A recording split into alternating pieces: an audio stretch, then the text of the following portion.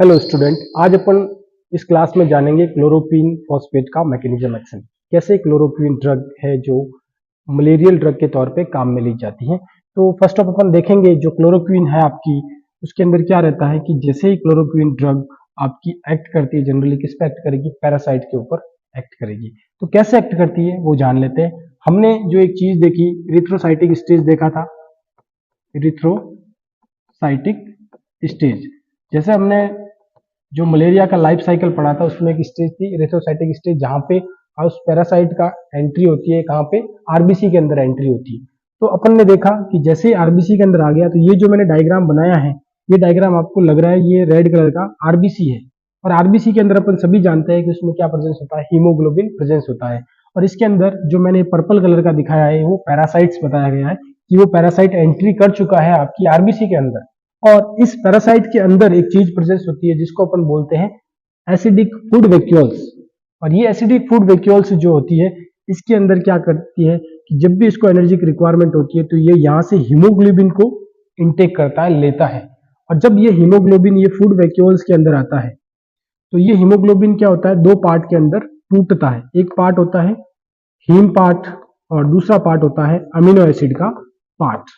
अब ये जो हीम पार्ट है फर्दर बनाता है हिमेटिन। क्या बनाएगा? हिमेटिन। अब ये जो हिमेटिन होता है वो हिमेटिन क्या है? टॉक्सिक इन नेचर होता है। इसका मतलब किसके लिए टॉक्सिक होगा कि ये जो पैरासाइट है, इस पैरासाइट खुद के लिए ये हिमेटिन पार्ट टॉक्सिक होता है। अगर ज्यादा मात्रा में हिमेटिन इसके अंदर बने तो ये पैरासाइट्स क्या हो जाता है? किल हो जाता है, मर जाता है। बिकॉज ये कैसा है? टॉक्सिक है, इसीलिए। ठीक है। अब ये हिमेटिन ज्यादा नहीं बने, इसके लिए ये क्या करता है कि हिमेटिन को कन्वर्ट करा देता है हिमेजॉइन के अंदर। और ये हिमेजॉइन जो होता है वो कैसा होता है? नॉन टॉक्सिक होता है। कैसा होता है? Non toxic. तो अपन क्या करते हैं, जब भी अपन क्लोरोक्वीन ड्रग इसको देंगे तो ये क्लोरोक्वीन ड्रग क्या करेगी? इस वाले साइट पे क्या करती है? एक्ट करती है। क्लोरोक्वीन ड्रग यहाँ पे एक्ट करेगी। तो एक्ट करने का मतलब क्या हो गया? हिमेटिन से हिमेजॉइन का फॉर्मेशन नहीं होगा। जब हिमेटिन से हिमेजॉइन का फॉर्मेशन नहीं होगा तो इस फूड वैक्यूल्स के अंदर ज्यादा मात्रा में हिमेटिन बनना स्टार्ट रहेगा, स्टोर होना स्टार्ट हो जाएगा।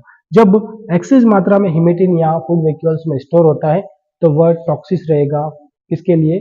आपके पैरासाइट की सेल के लिए। और धीरे धीरे पैरासाइट की जो सेल है वो धीरे धीरे किल होना स्टार्ट हो जाती है। इस तरीके से ये आपका क्लोरोक्वीन ड्रग है जो यहाँ पे एक्ट करता है।